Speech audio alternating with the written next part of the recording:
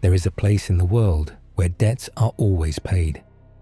Not because of honor, not because of law, but because the men who sit in its vaults understand a truth most rulers forget. Power fades, swords rust, kingdoms crumble, but coin remembers. The Iron Bank of Braavos was born in a city that should never have existed. Raised from mist and marsh by escaped slaves fleeing the Valyrian Freehold. They had no mines, no dragons, no armies, only ships, and the will to never be owned again. So they built something different. They pooled their wealth, divided power among key holders, bound decisions in iron instead of bloodlines. They learned that gold in one man's hand can be stolen, but gold controlled by an institution can move the world. Kings borrow, wars are fought, thrones change hands, and when a ruler refuses to repay his debts, the Iron Bank does not rage, it does not shout, it funds his enemies. Empires rise and fall like tides across the narrow sea. The bank remains, patient, precise, eternal, because in the end, crowns are temporary, but debt is forever. The Iron Bank of Braavos sits in a city that should not exist, a lagoon of cold northern waters, islands connected by stone bridges, a place built by people who had no reason to trust anyone, especially the powerful. Braavos was founded by escaped slaves, not warriors who broke their chains in glorious revolt, just people who stole ships in the night, sailed beyond the reach of the Valyrian Freehold. They fled from the mines, from the dragon lords, from a civilization built on the principle that some men were born to serve. The founders came from everywhere, different lands, different tongues, different gods. The only thing they shared was the memory of what it meant to be property, to have no say in your own fate, to know that your life could be bought and sold like grain. So when they built their city, they made certain choices. They built it in secret at first, hidden in the mists and marshes where Valyrian patrols rarely ventured. They took an oath: no slaves in Braavos, ever. Any slave who reaches the city becomes free. The Titan stands at the harbour entrance as a reminder, stone given shape, a colossus promising that this place would never bow. But freedom alone does not build wealth. It does not create power. The early Braavosi faced a problem.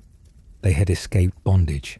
They had built their hidden city, but they had no gold mines, no great estates, no armies of conscripted labourers to work the fields, just ships and skill and the willingness to sail dangerous waters.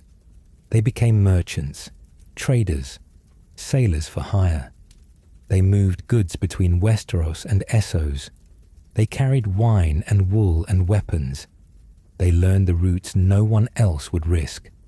Through storms, through pirate waters, through the smoking ruins of the Valyrian Peninsula, after the doom turned that empire to ash. And slowly, carefully, they accumulated coin. But coin alone is vulnerable. A rich man can be robbed.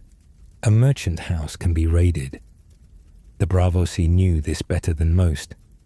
They had been property once. They understood how quickly wealth could be taken from the weak. So they innovated. Wealth needed protection. Individual fortunes could be seized. But what if resources were pooled? What if no single person controlled the vault? In time, an institution emerged. One that would come to be governed by 23 key holders, each holding a key to the vault. Their collective governance created something more durable than individual rule. Something that could outlast any single merchant's lifetime. They created the Iron Bank. The name was deliberate. Not the Golden Bank, not the Silver Bank. Iron. The metal of chains they had escaped. The metal of swords that had once kept them in bondage. They took that symbol and made it their own. A reminder. Iron could bind, or iron could build. It depended on who held it and for what purpose. The bank's first loans were small, to Braavosi merchants in need of ships, to traders who needed cargo for a voyage. Terms were clear. Interest was set. Payment schedules agreed. And if a debtor tried to flee, tried to hide, tried to pretend the debt was negotiable, the bank had long arms, not the arms of soldiers, not yet, the arms of information, of networks, of patient, systematic pressure. The Braavosi understood something fundamental.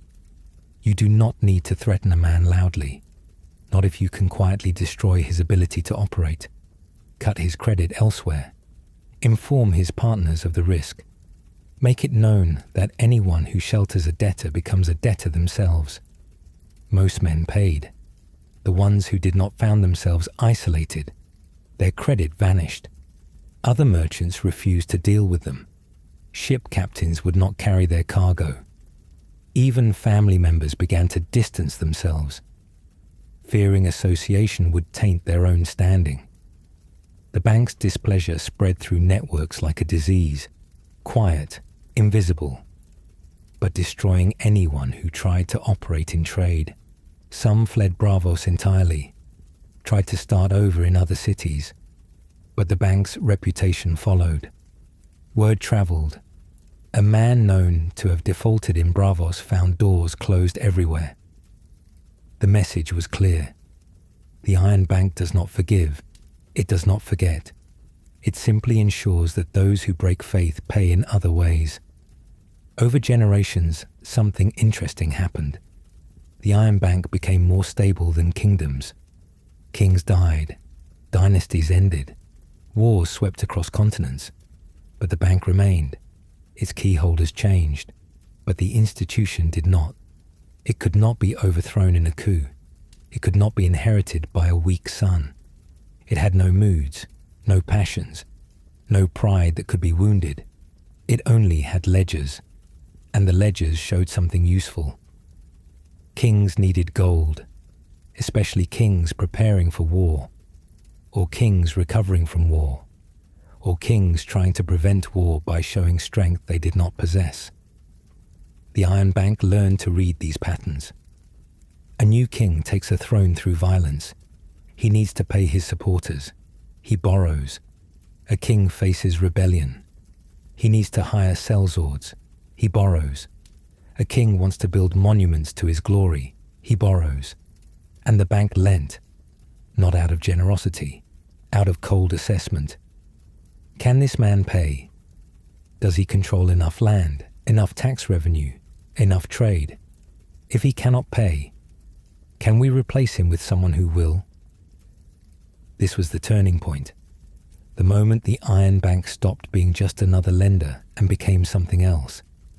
A force that could move kingdoms. Not through conquest, through debt. Because debt has a special quality. It compounds. It grows. A man borrows 100,000 gold dragons at 5% interest. If he cannot pay the interest, it becomes part of the principal. Next year, he owes interest on a larger sum, then a larger sum still. Unless he pays down the debt, it grows like a living thing. Patient, inevitable, hungry. And when a king cannot pay, he has limited options. He can raise taxes. His people grow restless. He can debase his currency. His economy falters. He can borrow more to pay the original debt. The spiral deepens, or he can refuse to pay. That is when the Iron Bank shows its other face. When a debtor defaults, the bank has been known to fund that debtor's enemies. This is not conjecture. It is demonstrated fact. Stannis Baratheon received such backing. The logic is simple. Removing a king who will not pay and installing one who will cost less than forgiving the debt. It is not cruelty, not personal. Simply a calculation about how best to settle accounts. The Iron Bank learned this through practice. through centuries of watching kingdoms rise and fall, through the patient accumulation of knowledge about how power actually works. Not the myths, not the songs, the cold mechanics of who controls what and why. By the time Aegon the Conqueror landed in Westeros with 3 dragons, the Iron Bank was already ancient, already wealthy beyond measure, already patient beyond a human lifespan. It had survived the doom of Valyria. It had survived the century of blood that followed. It did not seek conquest. It sought something better, credit. And credit, properly managed, lasts longer than any empire. The Braavosi did not kneel when Aegon burned Harrenhal.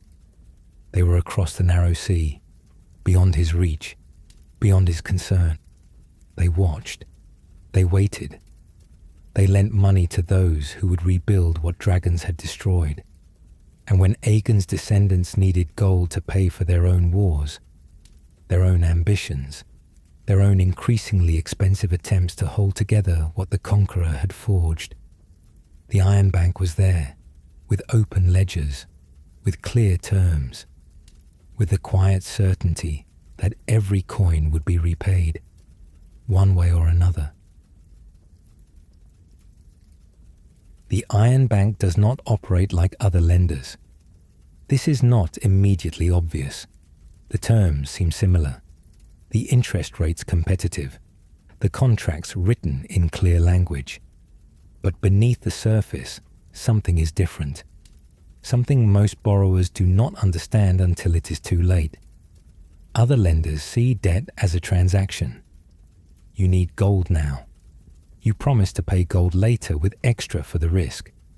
If you fail, they take collateral. Your lands, your goods, your ships, whatever can be seized and sold. The relationship ends when the account is settled or the debtor is destroyed. The Iron Bank sees debt as relationship, a bond that changes both parties. When you borrow from them, you are not just receiving coin. You are entering a system, a web of obligations that extends far beyond the immediate loan. You are being measured, tested, observed. This started with the key holders. 23 men who made a simple observation. Individual lenders fail because they die. They forgive friends. They show mercy to family. They let pride or anger cloud their judgment. But an institution, properly constructed, can outlive all of these weaknesses. So the Iron Bank removed personality from lending. When you walk into their marble halls in Braavos, you do not meet with one man who holds your fate. You meet with representatives, polite, professional, utterly interchangeable. They consult the records. They review your history. They make calculations based on formulas refined over centuries. They do not care if you are charming. They do not care if your cause is just. They care about one thing only. Can you pay? But that question is deeper than it appears. Can you pay right now? That is obvious. Most borrowers can make the first payment. The bank is interested in whether you can pay in 5 years, in 10, in 20. They look at your revenue streams, your trade relationships, your vassal loyalty, your heirs' competence. They are not lending to you. They are lending to the institution you represent, the kingdom, the house, the office. If that institution is sound, the bank lends. If it is not, they refuse. Or worse, they lend to your rival. This creates a strange dynamic.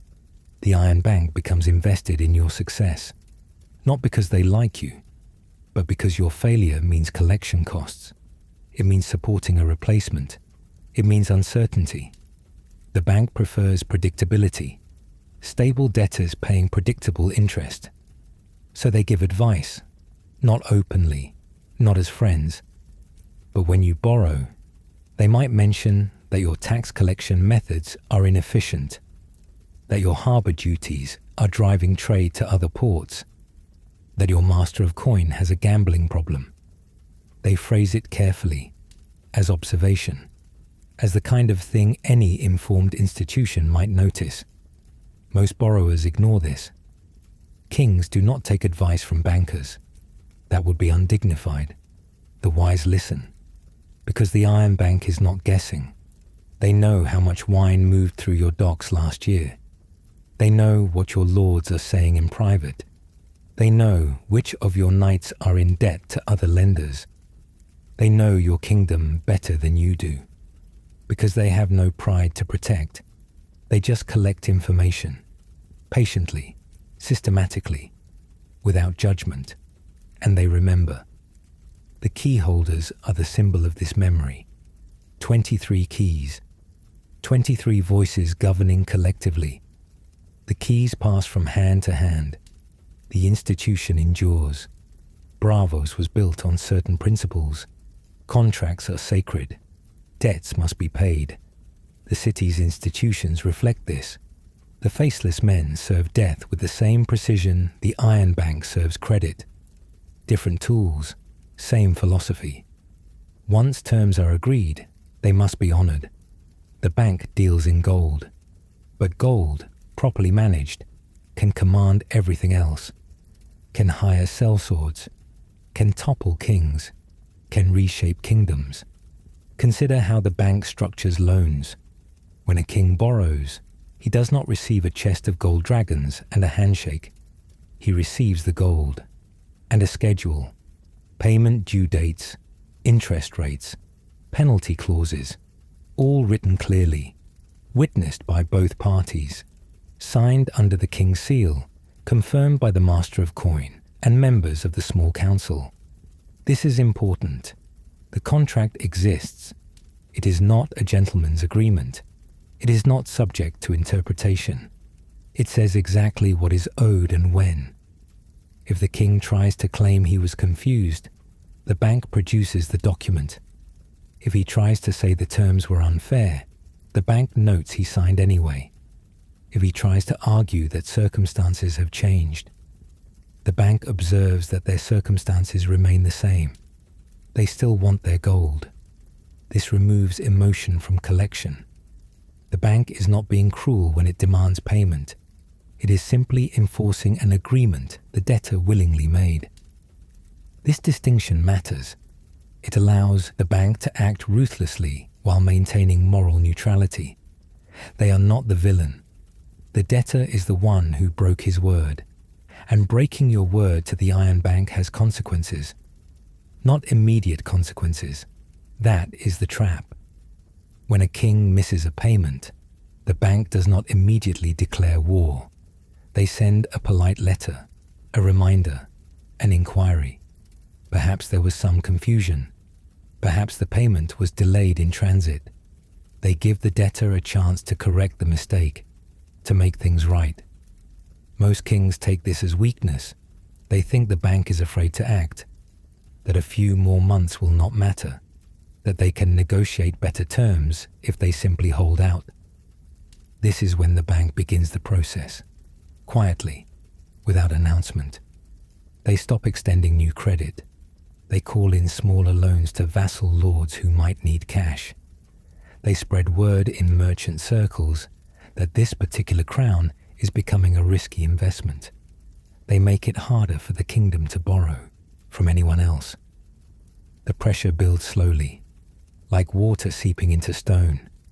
At first, barely noticeable. Then cracks begin to form. Tax revenue that should have arrived does not. Trade decreases because merchants take their ships elsewhere. Lords who borrowed separately from the bank find their own credit frozen until they pressure their king to pay. And if the king still refuses, the bank makes a calculation.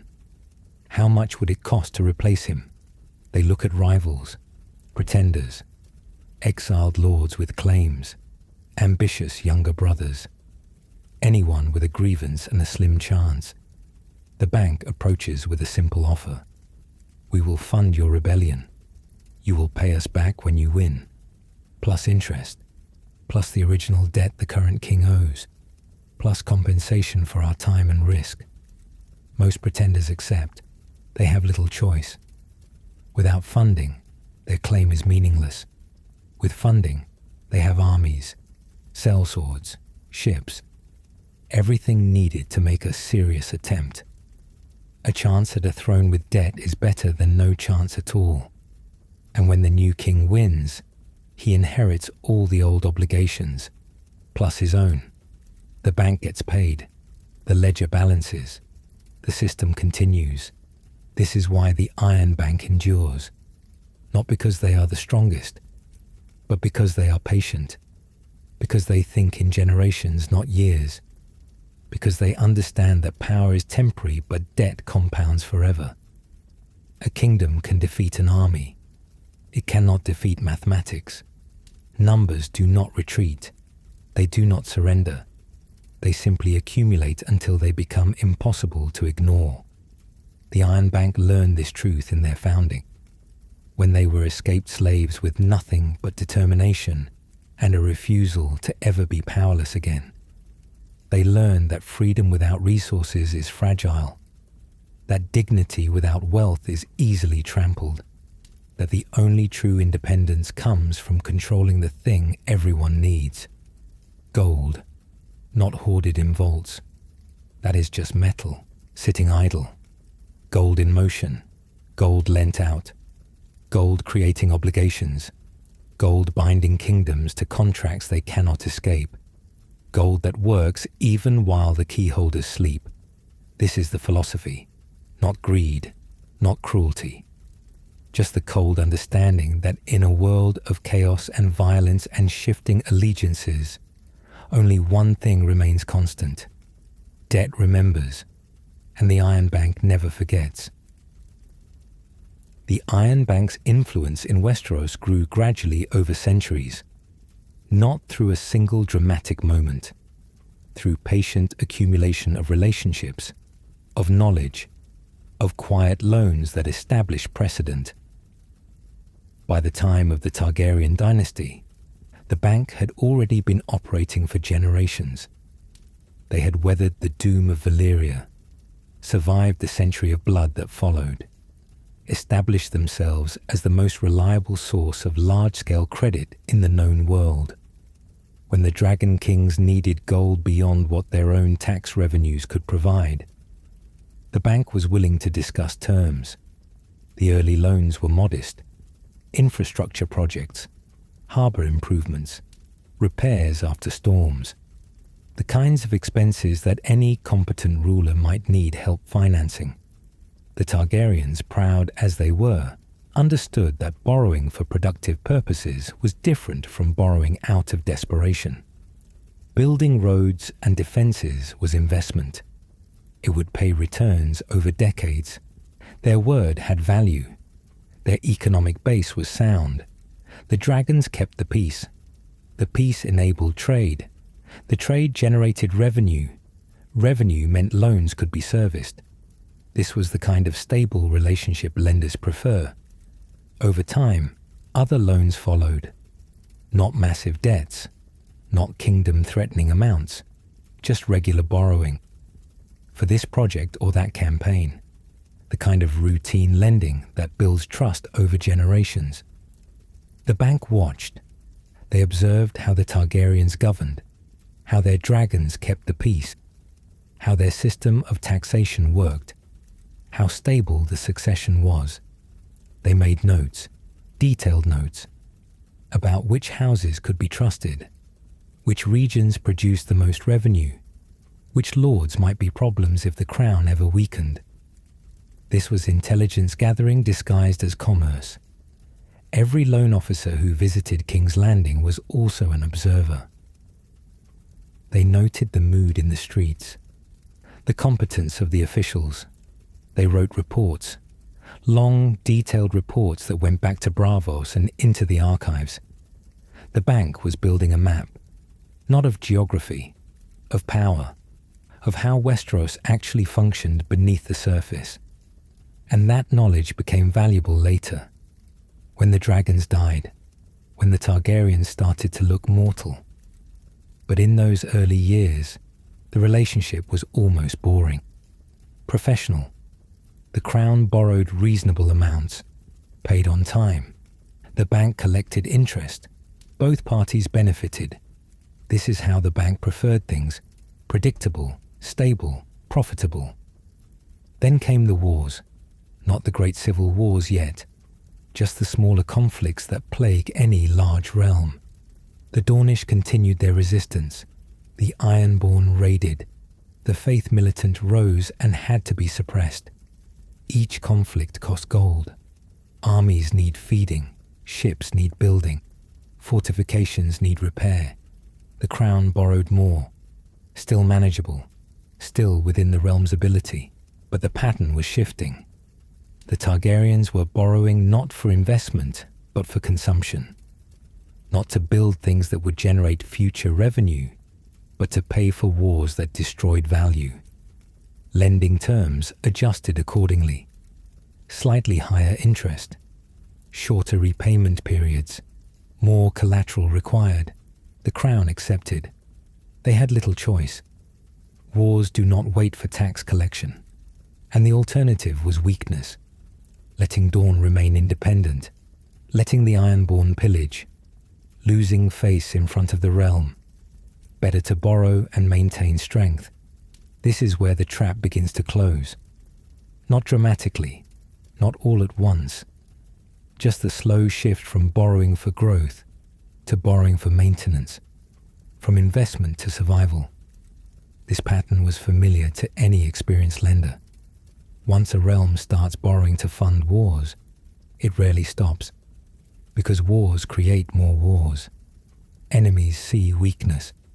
Allies demand reassurance. The cycle feeds itself. The bank lent more. Never enough to truly threaten the crown. Just enough to create dependency. To make the crown familiar with borrowing. To make debt seem normal. Routine. Just another tool of governance. By the time the dance of the dragons tore the realm apart, borrowing had become common practice for Targaryen kings. Civil war is expensive. Both sides would have needed resources. How the bank responded to this crisis is not fully recorded, but they survived it. And when the war ended, the victor still needed to honor debts. When the war ended, the winner was broke, exhausted, ruling over a devastated kingdom with dead dragons and depopulated lands. The bank remained. Debts that predated the conflict still existed. Obligations still required settlement. The Targaryens paid. They had to. They had no dragons left, no overwhelming force to simply ignore debt. They honored their obligations. The crown's revenue, diminished though it was, still flowed to Braavos when payments came. This was the lesson, the real lesson the bank taught over generations of lending. Power is temporary, debt is permanent. Today you have dragons, tomorrow you do not. But the ledger remains, the contract endures, the gold must be repaid. Other kingdoms watched, other rulers learned. The Iron Bank had shown it could outlast dynasties, could profit from chaos, could turn war itself into an investment opportunity. They became the lender of choice for any king who needed fast gold and could not afford to wait for tax collection. The bank maintained factors throughout Westeros, representatives, polite men in fine clothes who kept track of debts. They established contacts with major houses, observed which lords were spenders and which were savers, noted weak heirs, incompetent stewards, houses living beyond their means.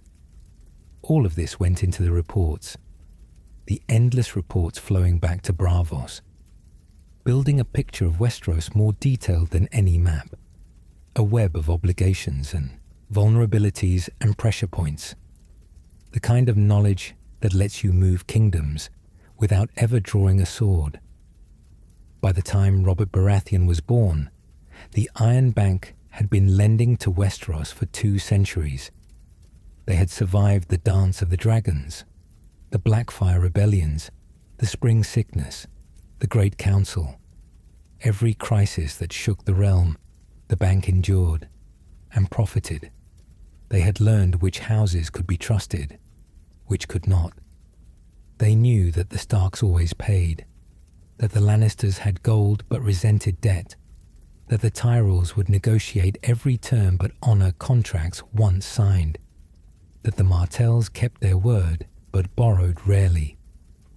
Each house had a character, a pattern, a history that informed future decisions. The bank was no longer just a lender. It was an institution that knew Westeros better than the Citadel, better than the Faith, better than the kings themselves, because the bank had no loyalty, no preference, no reason to lie to themselves about what they saw. They just observed, recorded, remembered. And when the Targaryen dynasty finally fell, when Robert's rebellion swept the dragons aside, the Iron Bank observed carefully. They had contingency plans for various outcomes. They assessed who would need gold to consolidate power after the fighting ended. They did not mourn the dragons. They simply updated their ledgers and prepared to do business with the new regime. Because regimes change, but debt endures, and the Iron Bank would still be there long after Robert Baratheon's bones turned to dust. The Targaryens thought they were different. Every great house thinks this. But the Dragon Kings had reason for their confidence. They had conquered with fire and blood. They had ended kingdoms that stood for thousands of years. They had forced proud lords to kneel. They seemed beyond the normal rules that governed lesser men. For a time, they were right. When your family controls the only weapons of mass destruction in the known world, debt seems manageable, trivial even. If the Iron Bank ever pushed too hard, a king could theoretically just burn their palace to ash, fly across the narrow sea, reduce Braavos to cinders, remind everyone that dragons trump ledgers. But the Targaryens never did this, not because they lacked the will, but because they understood something important. Burning your creditors does not erase debt. It just means no one will ever lend to you again. And kingdoms need credit, especially kingdoms the size of Westeros, so the relationship remained professional. The Targaryens borrowed, the bank lent. Both parties maintained the fiction that this was a partnership between equals, that the crown could walk away any time, that the bank should feel honored to serve the blood of the dragon. The bank played along. They were good at this, at letting kings feel powerful while quietly accumulating leverage.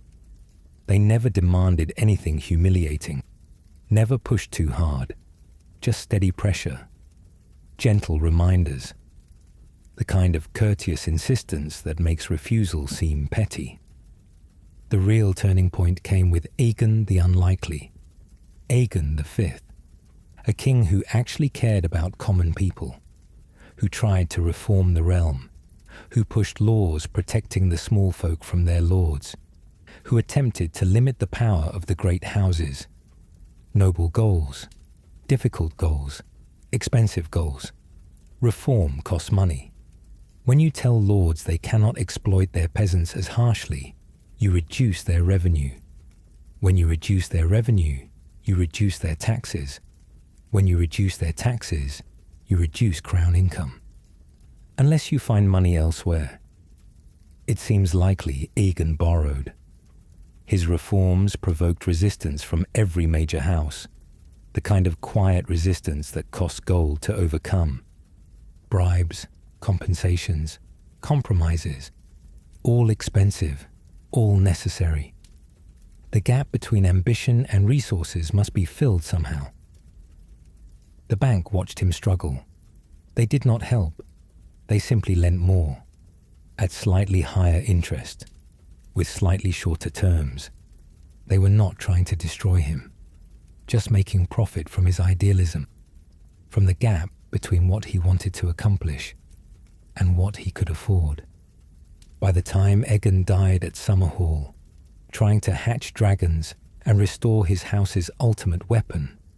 The crown's debts had grown. His son inherited those obligations, and the bitterness that came with them, the knowledge that good intentions often create difficult financial realities. This pattern repeated. Targaryen kings borrowed to fund their ambitions, whatever those ambitions were: war, peace, building, dragons. It did not matter.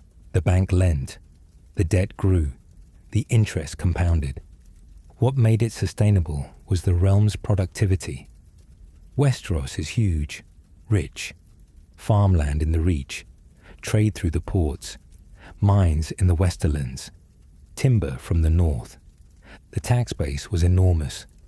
As long as the kingdom remained stable, it could service the debt, pay the interest, even reduce the principal occasionally. But stability is fragile, especially when your succession depends on which children happen to survive, when your power rests on creatures that can die, when your dynasty's superiority complex prevents you from seeing problems until they become catastrophes. The dragons died out during the dance. This changed everything. Suddenly the Targaryens were just another royal house, better than most, with a legacy of conquest, with the Iron Throne and the Red Keep and the loyalty of great houses, but mortal, vulnerable, no longer able to casually threaten annihilation.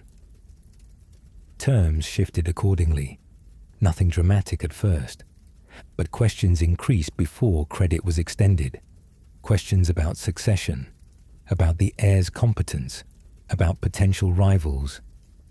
The kinds of questions lenders ask when borrowers become mortal. The Targaryens resented this deeply. They remembered when the bank had been honored to serve them, when lending to the Dragon Kings was a privilege. Now they were being assessed like common merchants, questioned about their ability to repay. It stung, but they needed the gold. So they answered the questions, provided the information, signed the documents, all while pretending this was still a relationship between equals. It was not. Deep down, the Targaryens likely understood this too. They just could not admit it. Not to their lenders, not to themselves, certainly not to the realm. A king who admits he is dependent on foreign lenders is a king who has admitted weakness. So the fiction continued. The Targaryens borrowed and pretended they were doing the bank a favor by accepting their gold. The bank lent and pretended to be grateful for the honor. Both sides played their roles. Both understood the reality beneath the performance. By the time Aerys II took the throne, the debt had become routine, expected, just part of how the crown operated. Borrow to cover expenses, pay interest from taxes, borrow more when something unexpected happened. A comfortable cycle, not dangerous yet, but not healthy either. Aerys added his own complications, his madness, his paranoia, his burning of men alive, his break with his own hand. All of this made cautious lenders nervous. Not morally nervous, they had lent to worse, but practically nervous. Mad kings make poor credit risks. They do unpredictable things. They alienate allies. They provoke rebellions. Rebellions are bad for debt collection. Civil war ruins tax bases, burns farms, kills taxpayers. Even if the crown wins, it emerges weakened, less able to pay, more likely to default. Contingency plans were quietly prepared, not openly, just careful assessment. Possible new regimes were identified. Robert Baratheon, Eddard Stark, Jon Arryn. Men who might lead if Aerys' rule collapsed. Men who would need resources if circumstances changed. Men who might be worth knowing. When Robert's rebellion actually started, the situation was observed carefully. Aerys had the throne, the established infrastructure, the loyalty of houses that had supported Targaryens for centuries. But he was mad, isolated, making enemies faster than he could secure allies. Robert had fury, the support of major kingdoms, military competence, but no established revenue base.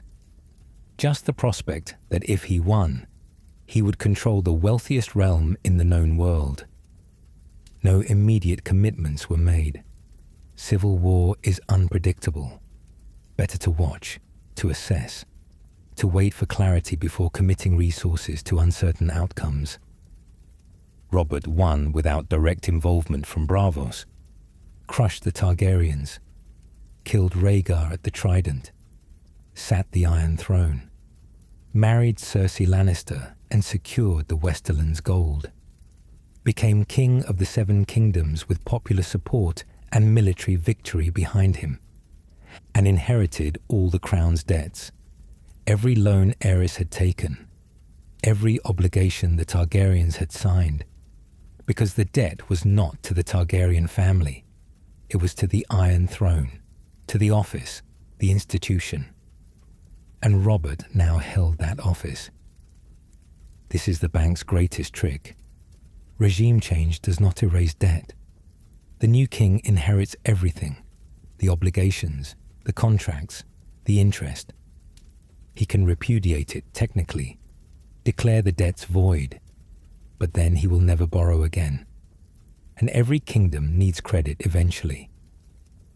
Robert understood this, or rather, his advisors understood it. Jon Arryn, his hand. Stannis, his brother and master of ships.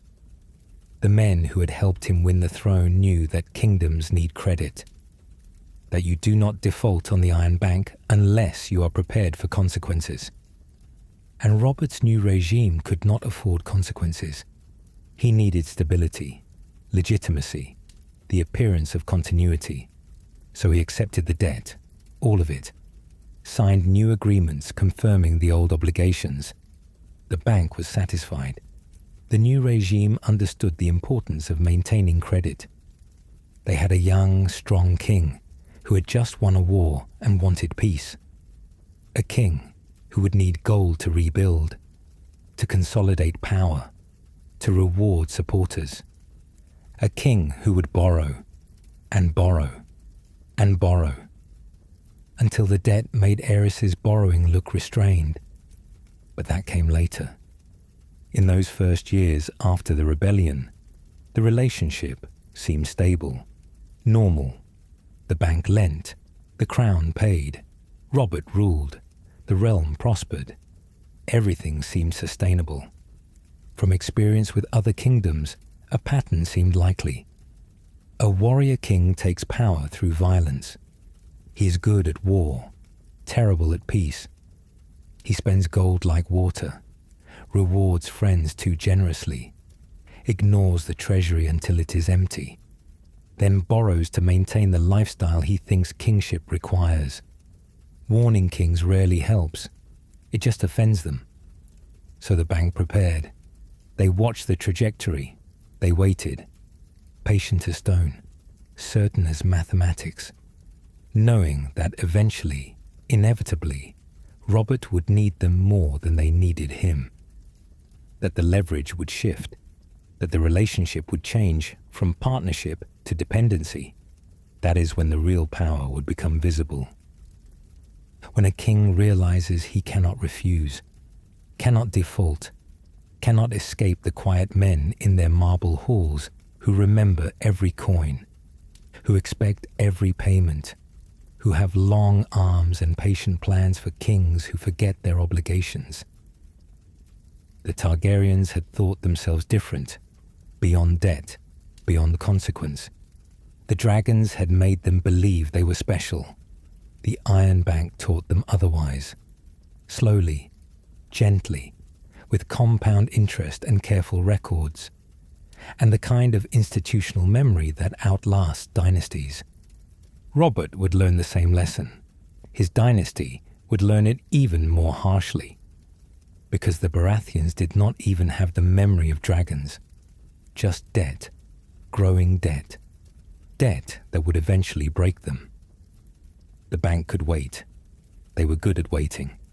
They had been doing it for centuries. The moment Robert's warhammer crushed Rhaegar's chest at the Trident, the work began. Not celebrating, not mourning, just calculating. A new regime meant new opportunities, new debts, new leverage. Robert's situation was unusual. He had won his throne through military victory. This gave him legitimacy through strength, the kind of raw power that makes lords kneel because refusal means death. But he had not inherited a functioning government. He had shattered one.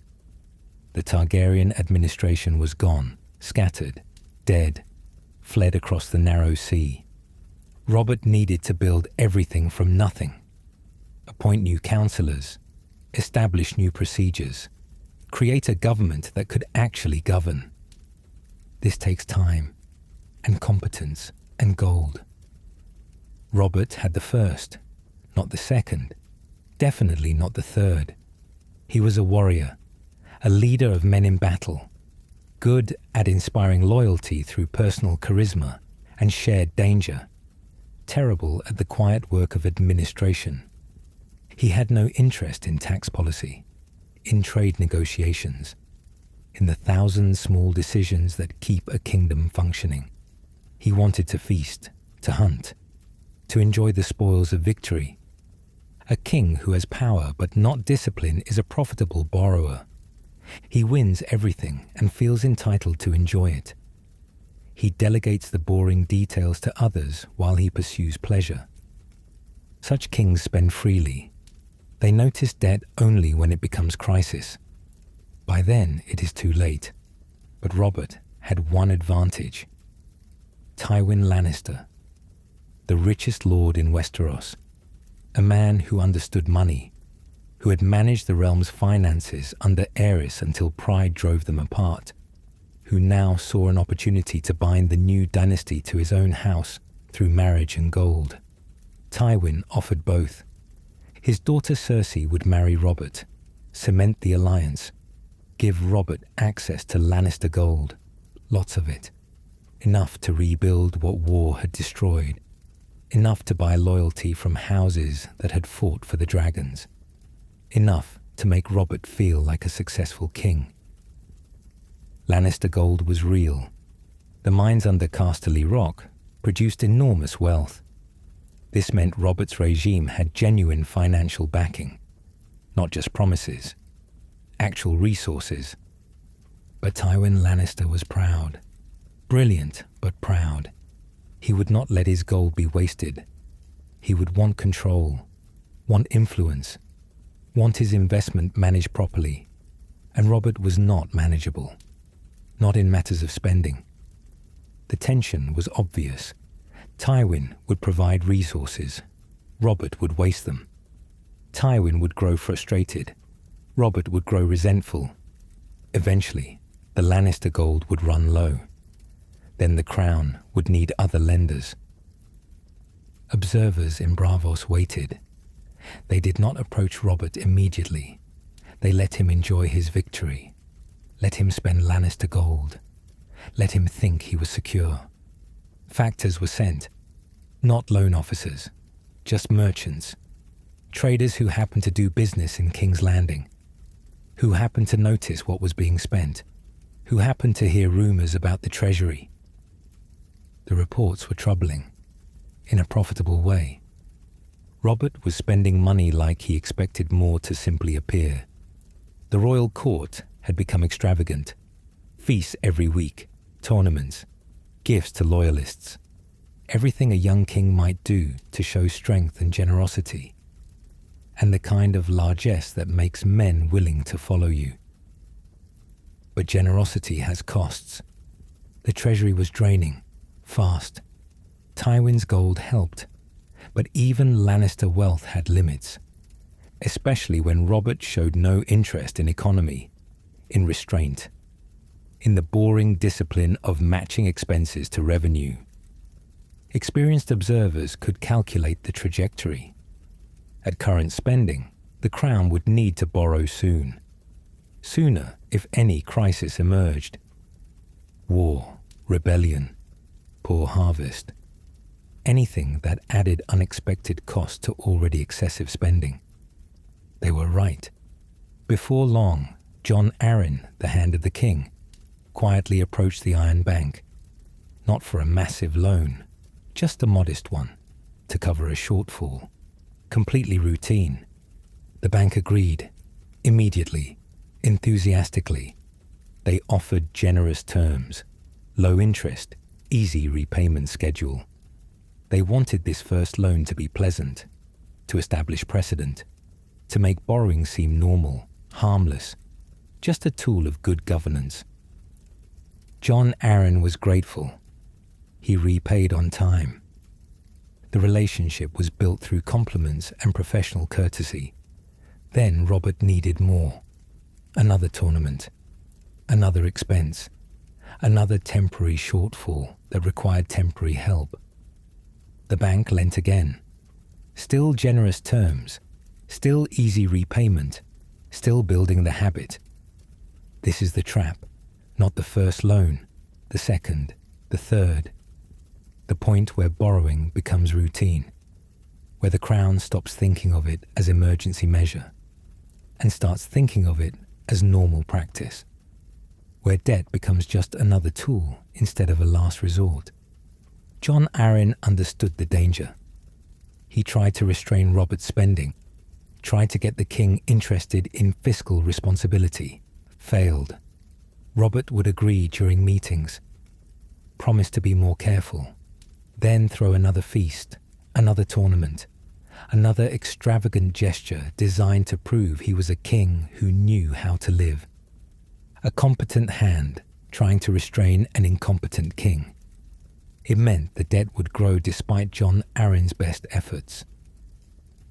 They did not have long to wait. Jon Arryn died suddenly, poisoned, though nobody knew it then. Robert needed a new hand. He chose Eddard Stark, his friend, his brother in all but blood, a man he trusted completely, a man who knew nothing about managing money. Eddard Stark was many things: honorable, loyal, brave, a good father, a competent lord in the north. But he had no experience with royal finances, no understanding of the complex web of debts and obligations and trade arrangements that kept the crown functioning. Jon Arryn had been careful, competent, willing to restrain the king's spending. Eddard Stark would be different, not corrupt, but inexperienced. He would discover the debt too late, after it had already grown too large, after it had already become structural. When Eddard arrived in King's Landing and examined the books, he was horrified. The crown owed millions. To the Iron Bank, to the Lannisters, to the Faith, to anyone who had gold to lend and faith that the Iron Throne would repay. Robert had spent 17 years borrowing and spending, creating a cycle that could not be sustained. The revenue was insufficient, the expenses enormous, the debt growing faster than any normal economic growth could service it. Eddard tried to fix it. He had no idea how. You cannot simply cut spending when the court expects extravagance, when the king expects tournaments, when the queen expects luxury, when every lord expects the crown to maintain certain standards. Cutting spending looks like weakness, like poverty, like exactly the thing a king cannot afford to show. So the borrowing continued. Larger amounts now. The bank was willing. They could see the crown was in trouble. This was exactly when lending became most profitable, when the borrower had no choice, when refusing meant immediate crisis, when you could charge higher interest and demand better terms, because alternatives had disappeared. Terms began adjusting. Nothing dramatic, just small changes. Shorter repayment periods, higher interest rates, more questions about crown policy. all phrased politely, all explained as standard practice. But the message was clear. You need us more than we need you. Robert barely noticed. He was busy hunting, drinking, avoiding his wife, living the life he had won through war. He signed whatever his small council put in front of him, trusted them to manage details, did not want to be bothered with numbers and percentages and boring financial discussions. Kingdoms that live on debt are fragile.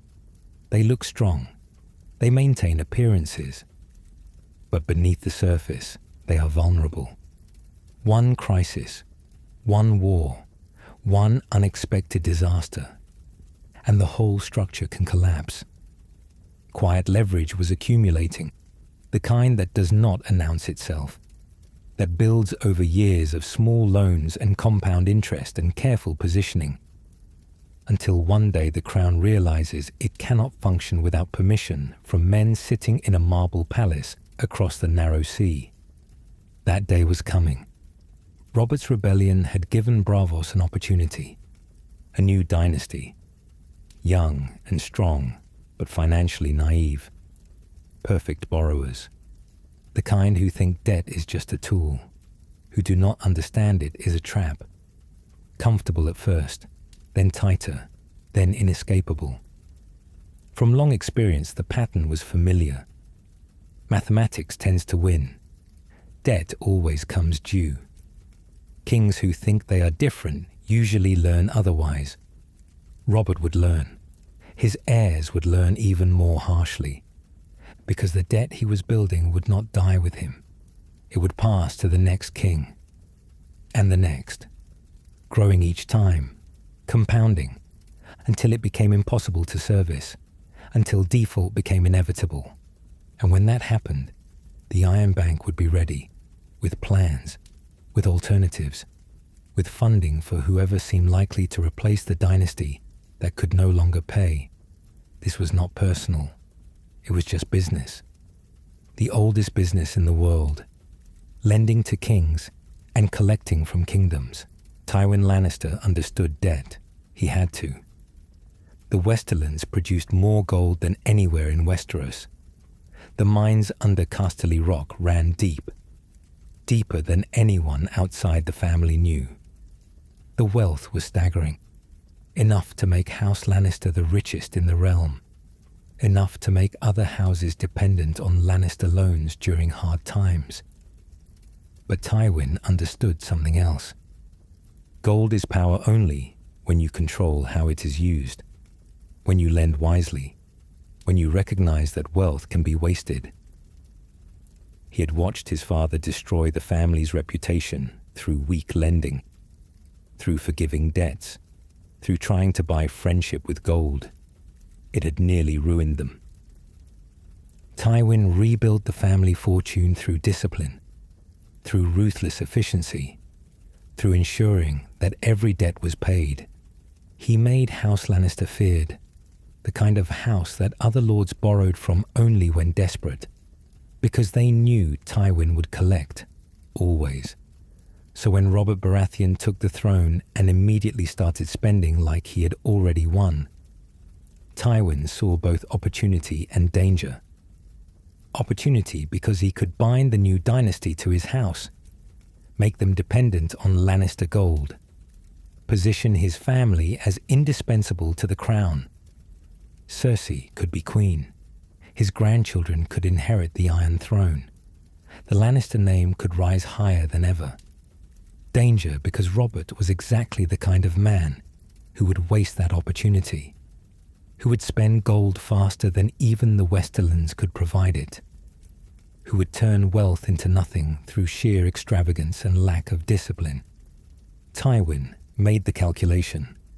The risk was worth it. He could manage Robert through careful influence, through ensuring competent people surrounded the king and kept his worst impulses in check. Jon Arryn would be hand. Stannis would be master of ships. Littlefinger would manage finances. Between them, they could prevent complete disaster. It worked, for a while. Robert spent freely, but the realm remained stable. The Lannister gold flowed into the treasury, flowed out again through Robert's feasts and tournaments and whims. But the system functioned. Taxes came in, debts were serviced. Then things started to shift. Small things at first. Robert's spending increased. His tourneys became more elaborate. His hunting trips longer and more expensive. He was not just delegating. He was abdicating everything except the parts of kingship he enjoyed. Worse, Cersei was spending too. On dresses, jewelry, maintaining the royal apartments in the style she felt appropriate for a queen. She understood appearances, understood that power required display, that a queen needed to look like a queen. But she had no concept of budget, no interest in economy. She expected money to simply appear when needed. And it did, because Tywin kept providing it. He could not let his daughter look poor, could not let the royal family seem weak. That would reflect on House Lannister, on everything he had built. So the gold flowed, from Casterly Rock to King's Landing, from the Lannister treasury to the crown's bottomless appetite. Tywin hated it. Every transaction, every loan, every time he had to replenish the crown's finances because Robert had spent months of gold in a few weeks of celebration. It was waste, pure waste. But he was trapped. He could not publicly criticize the king. That would be treason. Could not cut off the funding. That would humiliate Cersei. Could not even complain too loudly. That would make him seem petty. So he endured and calculated and slowly realized the problem was bigger than Robert's spending. The problem was structural. The crown's revenue model was broken. Taxes came in slowly, from lords who collected from peasants who had little. The system was designed for a different era, when kings had smaller courts, simpler needs, less expensive displays of power. Robert's kingship required money the old tax system could not provide, not sustainably, not without either dramatically increasing taxes, which would cause rebellion, or finding alternative funding, which meant debt. This is where Littlefinger came in. Petyr Baelish, master of coin, a man who understood something Tywin did not. You could create money through clever manipulation, through borrowing from multiple sources, through financial instruments that looked like revenue but were actually debt disguised as income. Tywin respected competence. Littlefinger was competent, brilliant even. He kept the crown functioning despite Robert's spending, kept the court from noticing how precarious the finances were, kept everyone believing the crown was wealthy when it was actually drowning in debt.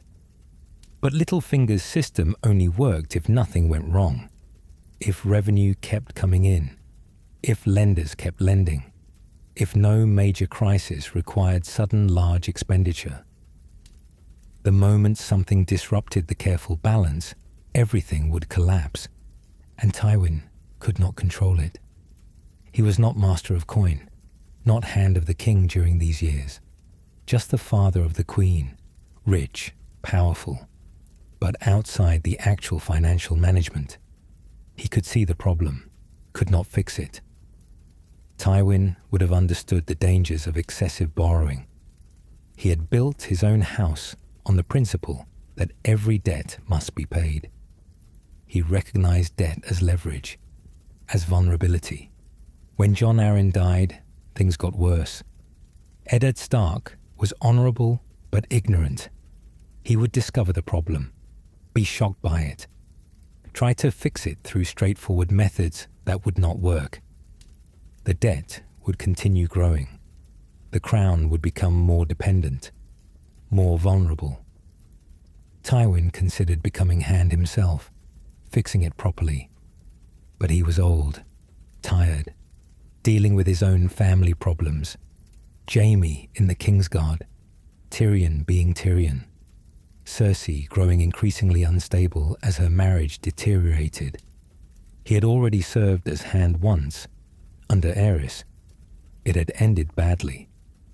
So he watched and waited and kept providing gold when necessary.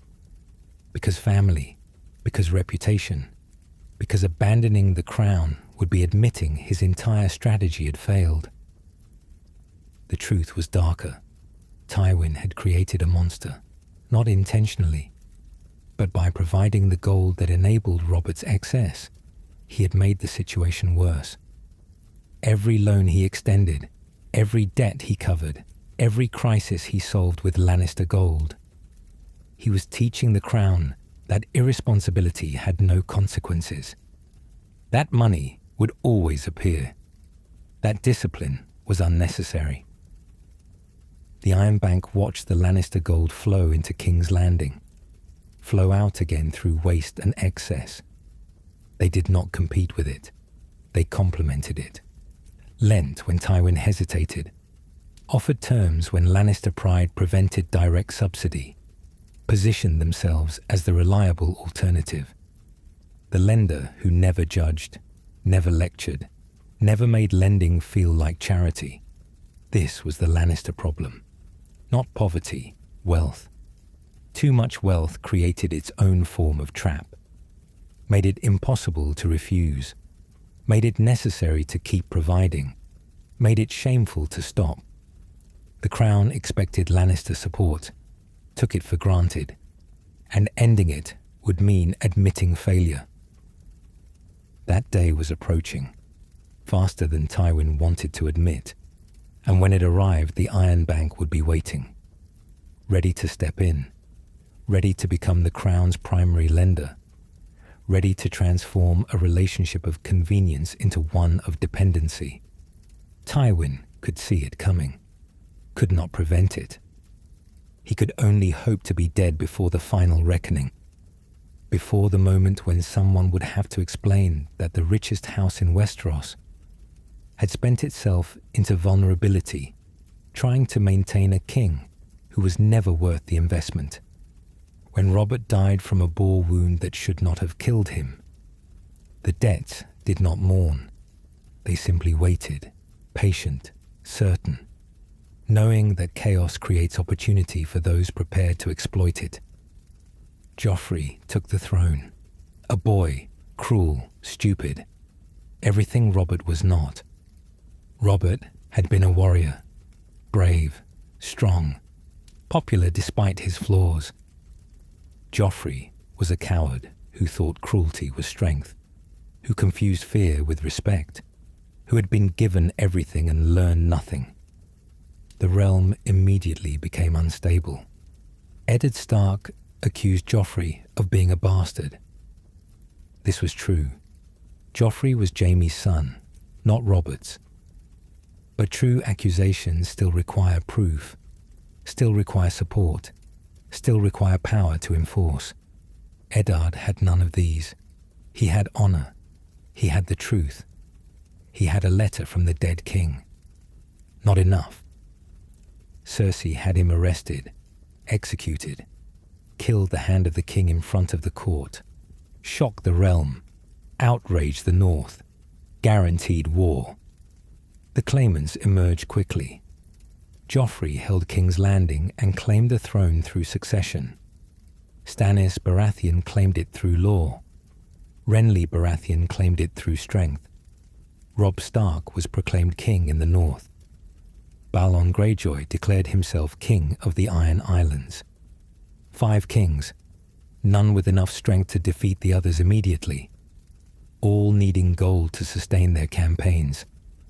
Each potential claimant presented different prospects.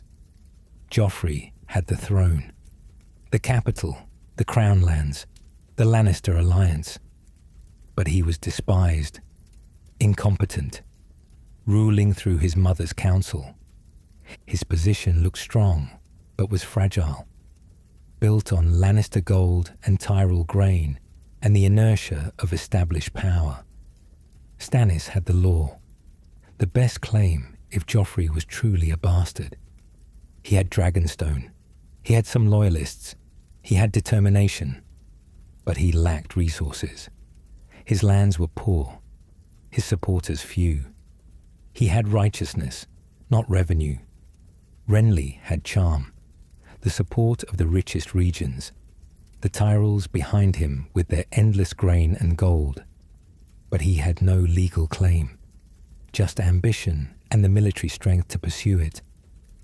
Robb Stark had righteousness, his father murdered, his sisters hostages, the North united behind him in fury. He had victories, he had competence, he had the respect of his men, but he had no interest in the Iron Throne. He just wanted justice and independence. Stannis responded to overtures first. He needed gold desperately. He had righteousness and the law and Melisandre's magic. None of these paid sellswords. He approached the Iron Bank with a proposal. Lend him the money to continue his campaign. He would repay when he won. Plus interest. Plus any debts the crown currently owed. Stannis was rigid, harsh, unpopular. But he was also disciplined, honest, the kind of man who would honor debts even when inconvenient. The bank approved lending to Stannis. Not massive amounts, but enough to keep him in the field, enough to maintain his fleet, enough to remain a credible threat. Then Renly died, murdered by shadow magic. Suddenly Stannis was the only Baratheon claimant. The Stormlands mostly came to him. The Tyrells fled to negotiate with the Lannisters. But Stannis had momentum. He had an army. He marched on King's Landing. Their investment was looking wiser. If Stannis took the capital, killed Joffrey, claimed the throne, he would control all the crown's revenues. He could repay his obligations. But Stannis lost at the Blackwater, Tyrion's wildfire, the Tyrell alliance with the Lannisters, Tywin's army arriving at the perfect moment. Everything went wrong. Stannis' fleet burned. His army broke. He retreated to Dragonstone, defeated, alive, but no longer a credible threat to take the throne. Stannis could not repay now, not in any reasonable time frame. He controlled Dragonstone, a rock, some ships, a few thousand men. Nothing that generated enough revenue to service substantial debt. The bank decided to maintain contact with Stannis, to keep communication open, to preserve him as a potential option if circumstances changed again. Meanwhile, in King's Landing, the Crown's finances were deteriorating. The war was expensive, defending against Stannis, dealing with Robb Stark's campaigns in the Westerlands, maintaining garrison forces, feeding the capital. All of it cost gold, lots of gold, more than tax revenue could provide, especially with several kingdoms in active rebellion. Cersei was Queen Regent. She understood nothing about finances. She knew only that she needed gold, and that Littlefinger would find it somehow. He did, through borrowing.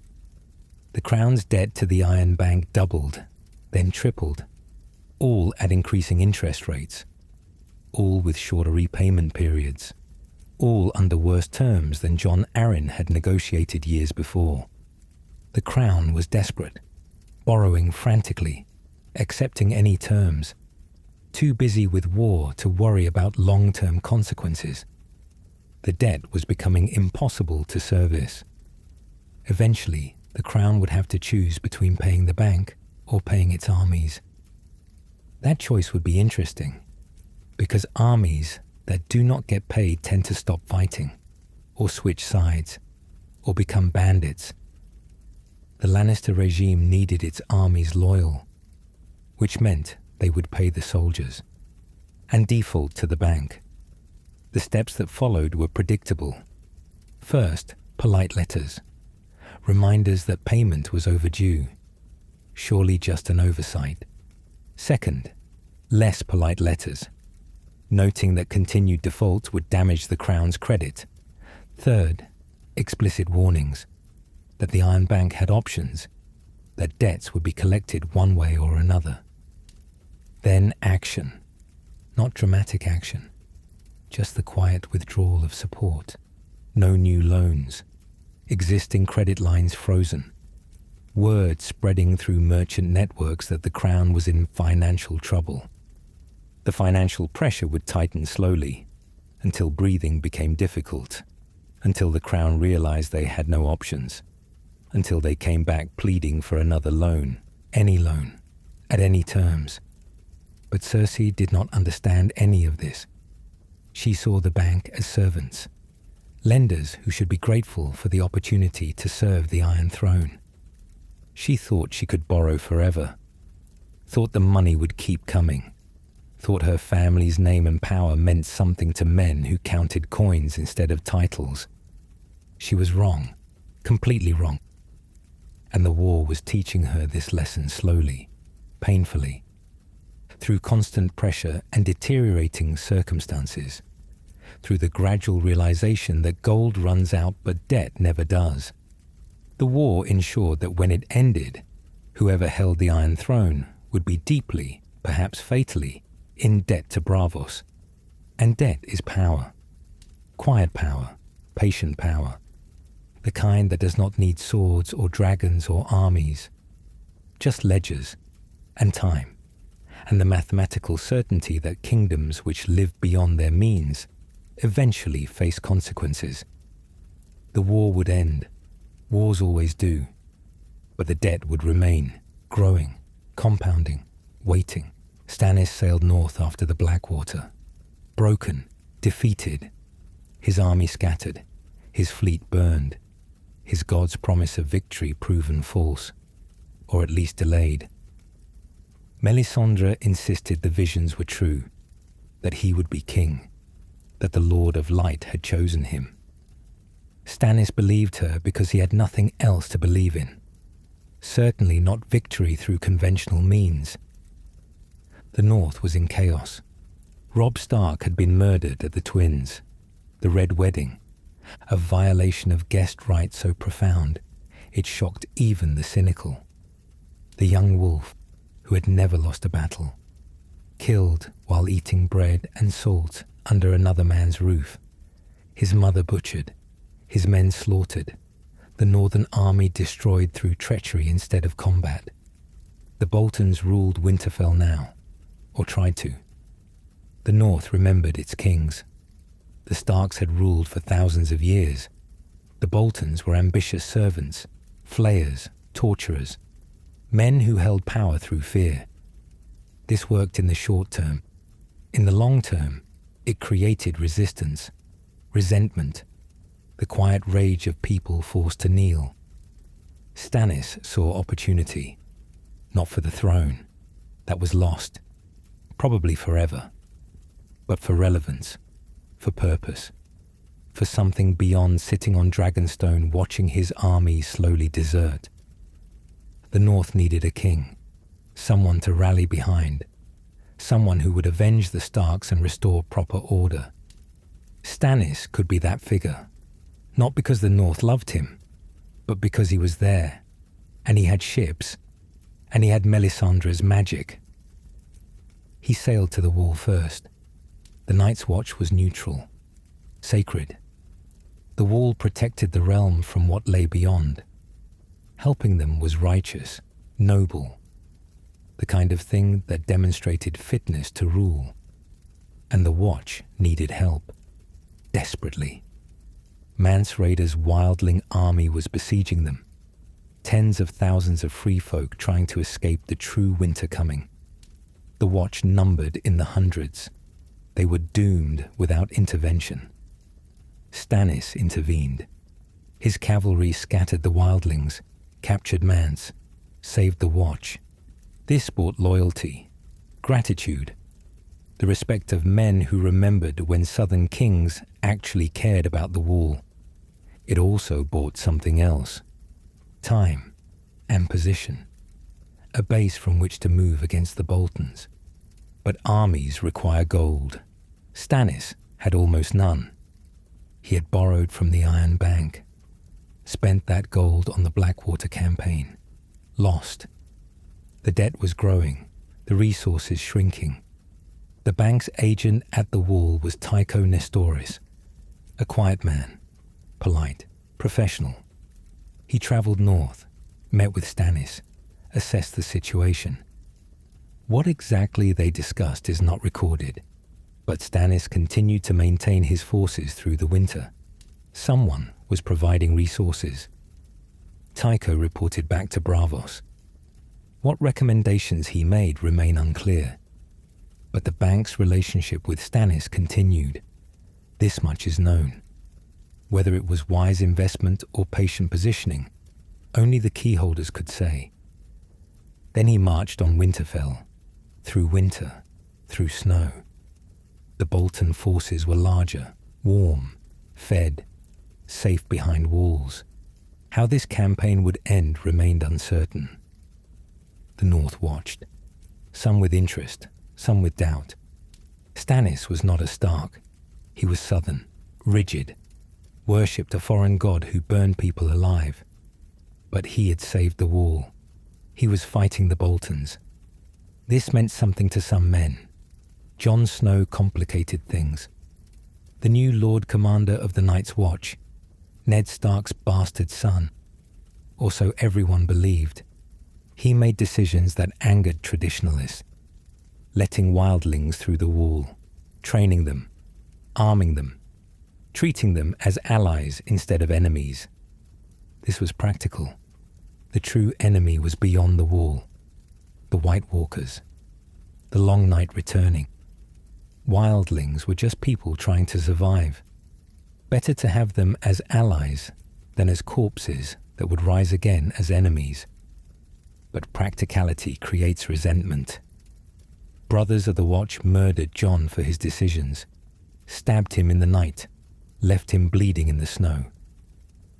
This seemed like the end of Stark presence at the wall, the end of potential Northern unity, the end of another possible player in the game. Except Jon survived, or came back. The details were unclear.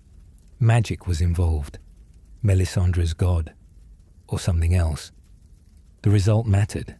Jon Snow was alive, freed from his vows through death and resurrection, no longer bound to the Watch, free to pursue other goals. And Jon's goal was singular: save the North, save the realm, from winter, from the darkness, from the army of the dead that was marching south. This was not ambition. This was survival. The kind of desperate clarity that comes from seeing real horror, from knowing that political games and debts and normal concerns meant nothing compared to extinction. The threat of the White Walkers remained distant from Braavos, across the sea, beyond immediate concern. But Jon would act based on what he believed. He would unite the North, somehow, against the Boltons, against anyone who prevented preparation. He would seek allies, resources, anything that helped survival. Contacts were maintained through Stannis, through Tycho, through awareness of Northern politics, positioned to be useful when the situation clarified, when someone emerged who actually controlled something worth lending against. The North was different from the South. Southerners borrowed casually, expected debt to be normal, treated the Iron Bank as just another servant. Northerners were more cautious, more aware that debt had consequences, more likely to avoid borrowing unless absolutely necessary. This made them better credit risks and worse customers. But war changes calculations. Winter changes calculations. The combination of both created needs that even cautious Northerners could not meet alone. They needed supplies, weapons, food, ships, everything required to survive and fight and rebuild.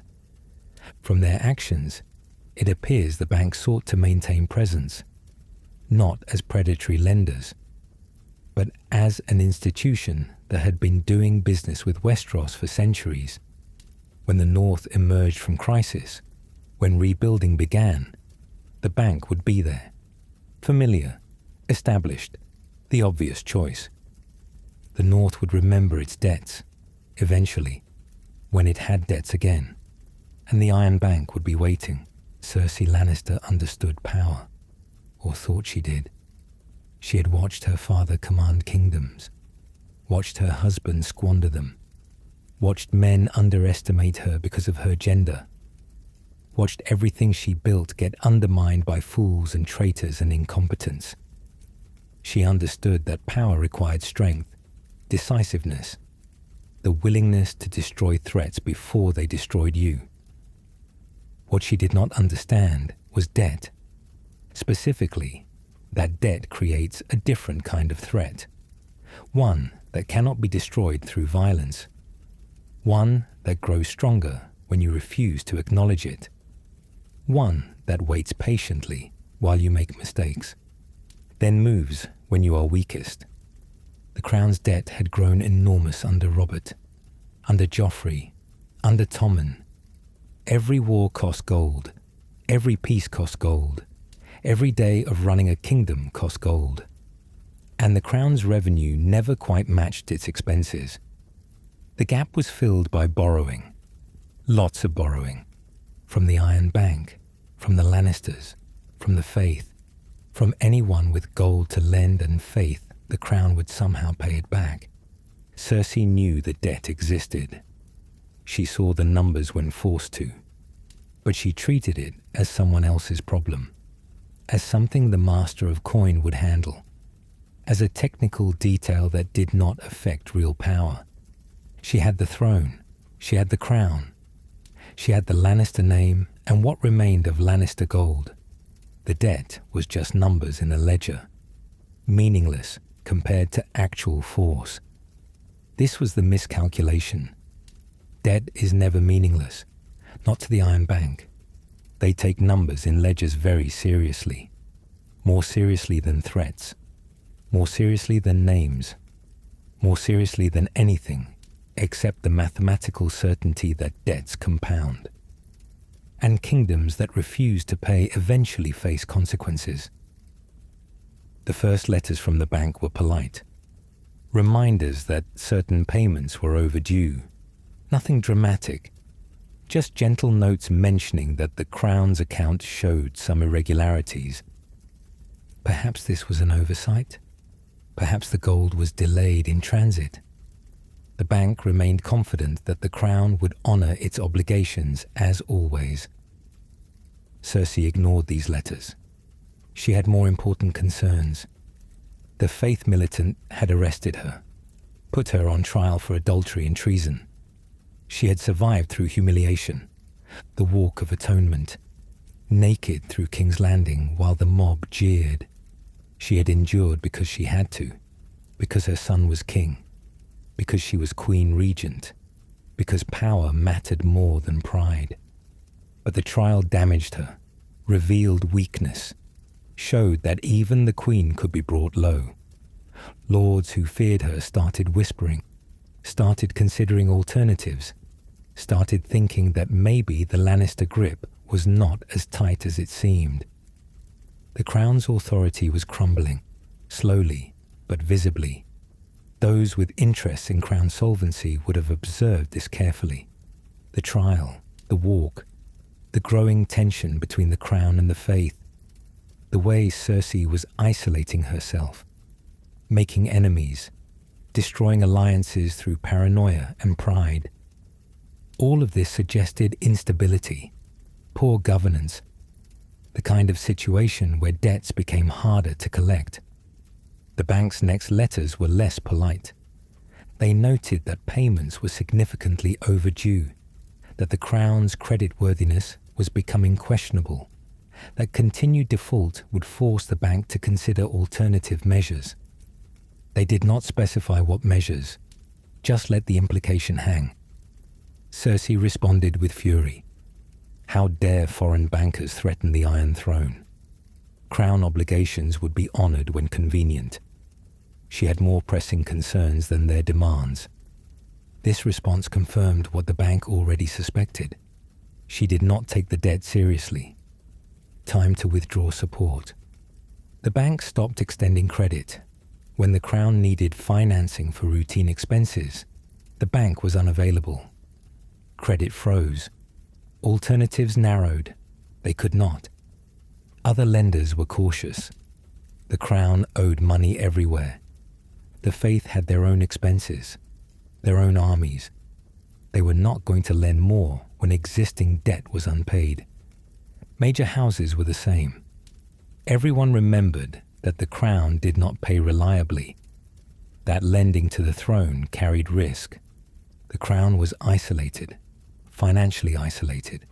The only lender willing to work with them was actively refusing. And Cersei could not admit this was a problem, could not admit she had made a mistake, could not accept that foreign bankers had power over the Iron Throne. Her pride would not allow it, so she did nothing, ignored the problem, hoped it would resolve itself, focused on other enemies, anyone except the men in Braavos who were quietly, systematically destroying her regime's ability to function.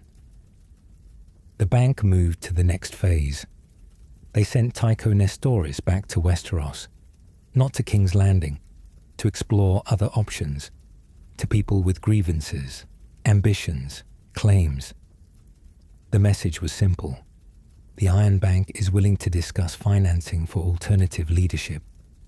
The current regime has proven unreliable. Other arrangements might be considered. This was not treason. This was what they had done before, with Stannis, with others who challenged kings who would not pay. The bank had no loyalty to any regime. They supported whoever could honor obligations. There were others. Aegon Targaryen had landed in the Stormlands. Young Griff. The boy claimed to be Rhaegar's son, raised in exile, trained to rule, supported by the Golden Company.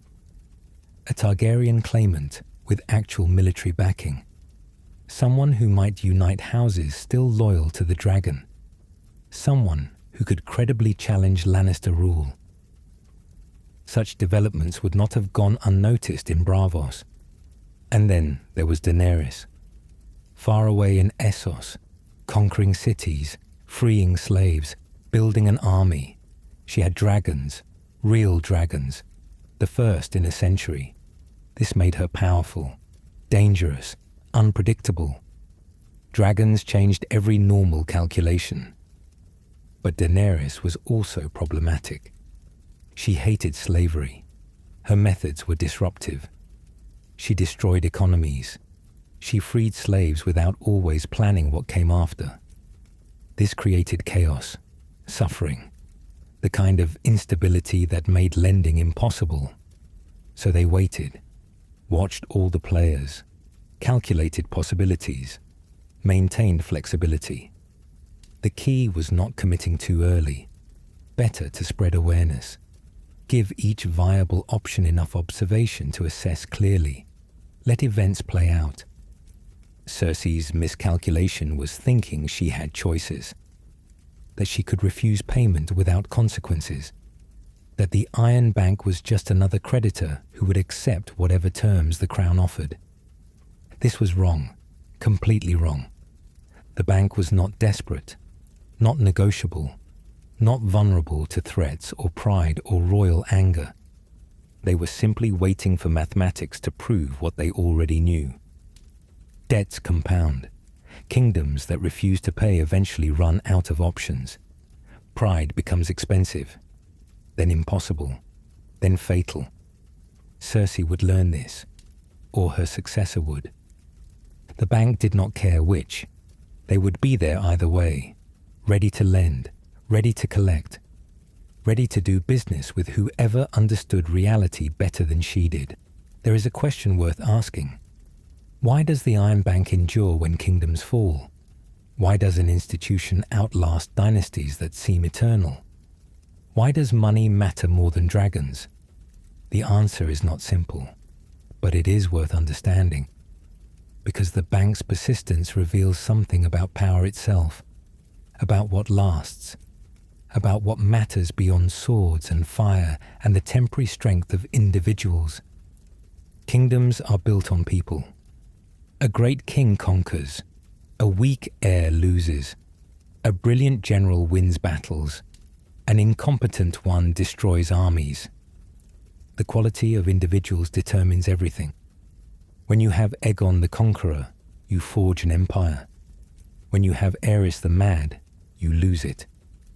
Personal ability matters enormously, too much.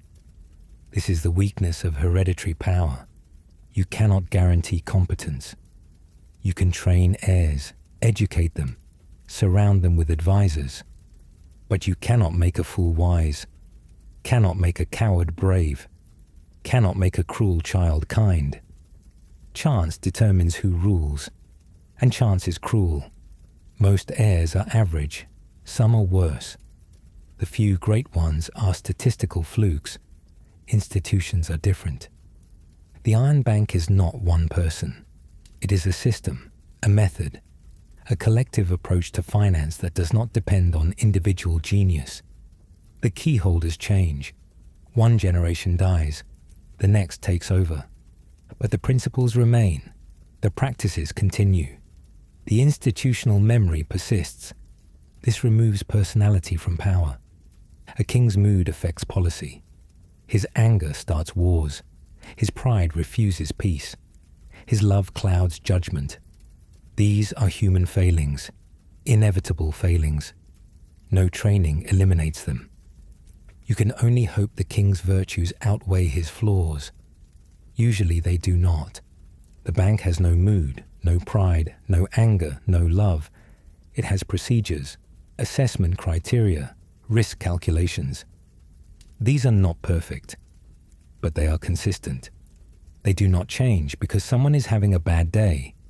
They change slowly, based on accumulated evidence and careful analysis. This makes them reliable, predictable, boring. Boring endures. Exciting gets people killed. Heroic kings lead from the front and die in battle. Cautious institutions survive. This is not cowardice. It is different logic, different understanding of what matters. A kingdom needs glory, needs legendary kings to inspire loyalty, needs the kind of dramatic stories that make people willing to die for abstract ideas like honor or loyalty or crown. The bank needs none of this. They need credit. They need repayment. They need contracts honored. These are not inspiring. No one writes songs about bankers. No one tells stories of the great men who lent money at appropriate interest rates. But this is precisely why they endure. They are not trying to be legendary, just functional, just there. Just the institution you borrow from when you need gold and can afford repayment. The bank has learned something most rulers never understand. Power comes in different forms. There is the power to make people do things. This requires force, soldiers, armies, the ability to threaten violence. Kings have this power. Lords have it. Anyone who can command men to kill has it. Then there is the power to make people need things. This requires control of resources, gold, food, trade routes, credit, the things people cannot easily obtain elsewhere. The bank has this power. They are not the only lenders, but they are the most reliable, the most established, the most likely to still exist in 20 years when your current debts mature. The second form of power is quieter, less dramatic, but more durable. You can kill someone who threatens you with a sword. You cannot kill someone whose gold you need. Well, you can, but then you never get gold again. And kingdoms need gold. Always. Eventually. The moment comes when force is insufficient, when threats are useless, when you need resources you do not have and cannot take by violence. That moment is when the bank has you. Not through chains, not through threats, through necessity, through the simple fact that they have something you need, and you have nothing they need except the promise of future payment. That is the relationship. Unequal, tilted toward the lender, tilted more the more desperate you are. The bank does not create this inequality. They just recognize it, use it, build their entire model around the fact that desperation is common, and resources are scarce, and people who have resources can demand terms from people who do not. This is not morality, not kindness, not cruelty either. Just acknowledgement of how the world works when you remove romantic illusions about power and honor and right. There is another element. The bank is foreign. This matters more than it seems. They are not part of Westerosi politics. They do not care which house rules. They do not have ancestral loyalties. They are not trying to preserve the system or change it. They are just there, outside, watching, willing to work with anyone who can pay. This makes them reliable in a different way. A Westerosi lender has interests, wants your house to succeed because it helps their house, or wants you to fail because it helps their enemies. Their lending is political, strategic, part of larger games. You can never be sure the gold comes without conditions, without hidden agendas. The bank's agenda is obvious. They want repayment. That is it. Not your success, not your failure. Just the gold you promised plus interest. This clarity is valuable. You know exactly what they want. You know exactly what happens if you pay, and what happens if you do not. No ambiguity, no hidden clauses, just simple mathematics. This is why they endure. Because clarity lasts longer than complexity. Because simple systems are harder to corrupt than complicated ones. Because an institution that wants only one thing can focus entirely on getting that thing. While kingdoms that want glory and legacy and honor and revenge and a dozen other contradictory goals tear themselves apart trying to achieve everything. The bank wants gold. They get gold. They have gotten gold for centuries. They will get gold for centuries more. Because the world will always have kingdoms that need more resources than they possess. Will always have kings who promise more than they can deliver. Will always have the gap between ambition and ability that borrowing temporarily fills. And the bank will always be there. In their marble halls, with their quiet factors, with their ledgers showing exactly what is owed, with their patient certainty that debts come due, that kingdoms fall, that names change. But gold remains, and those who control gold control what comes next. This is not the power of dragons, of fire and blood and conquest. This is the power of water, slow, persistent, finding every crack, wearing away stone, patient enough to outlast mountains. The bank does not burn kingdoms. They do not need to. They just wait and collect and remember. Kingdoms think themselves eternal. The bank knows better.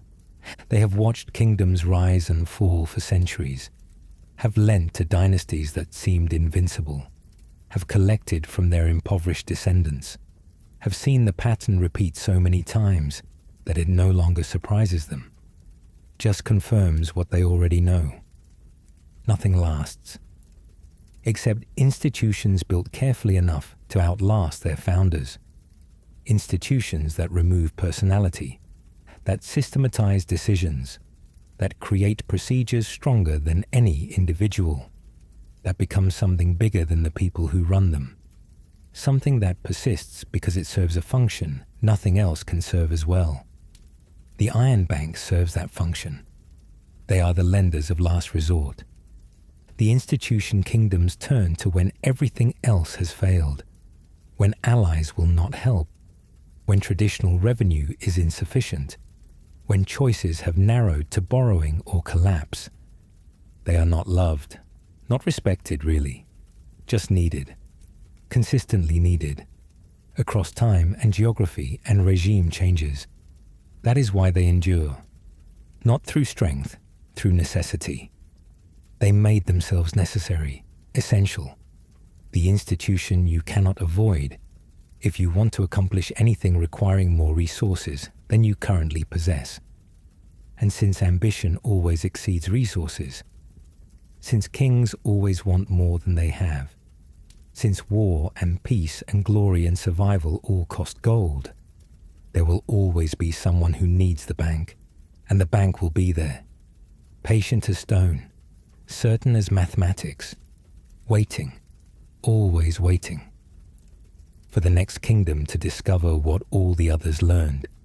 That debt is easy to acquire, hard to service, impossible to escape, and that the Iron Bank never forgets, never forgives, never stops collecting, until the ledger is balanced, one way or another. The fires go out, the dragons die, the songs fade, but the debt remains, growing silently, compounding in the darkness, waiting for dawn, for payment, for the iron certainty that everyone eventually learns the same lesson. You cannot conquer mathematics, you cannot threaten numbers, you cannot make debt disappear by refusing to acknowledge it. You can only pay, or be replaced by someone who will.